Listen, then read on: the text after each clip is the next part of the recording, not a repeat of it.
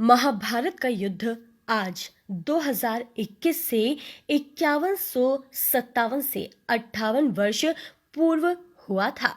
कुरुक्षेत्र में कौरव और पांडवों के बीच 18 दिन तक लड़े गए। इस युद्ध में केवल 18 ही महारथी बचे थे। जब युद्ध का होना तय भी नहीं हुआ था, तब से ही 7 ऐसे लोग थे जो यह जानते थे कि युद्ध होगा और उसका क्या परिणाम होगा। श्री कृष्ण। यह बात तो सभी जानते ही हैं कि श्री कृष्ण को युद्ध होने और इसका क्या परिणाम होगा, इसकी जानकारी पूर्व से ही थी। भीष्म। भीष्म को भी दिव्य दृष्टि प्राप्त थी। भीष्म अपने पूर्व जन्म में 8 वसुदेवों में से एक थे। ऋषि वेदव्यास। ऋषि वेदव्यास भी दिव्य दृष्टि प्राप्त ऋषि थे और वे भी जानते थे कि युद्ध तय है, परंतु फिर भी उन्होंने धृतराष्ट्र को संकेतों में समझाया था कि अभी भी वक्त है कि तुम यह युद्ध रोक दो, अन्यथा तुम्हारे कुल का नाश हो जाएगा। सहदेव।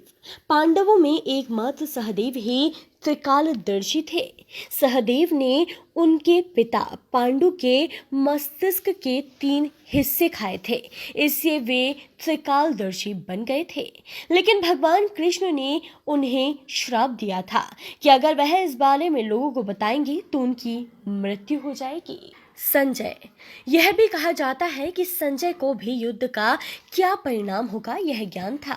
संजय को महर्षि वेदव्यास ने दिव्य दृष्टि दी थी, इसलिए प्रदान की थी ताकि वह महल में ही बैठे हुए युद्ध को देख सकें और उसका वर्णन धृतराष्ट्र को सुना सकें।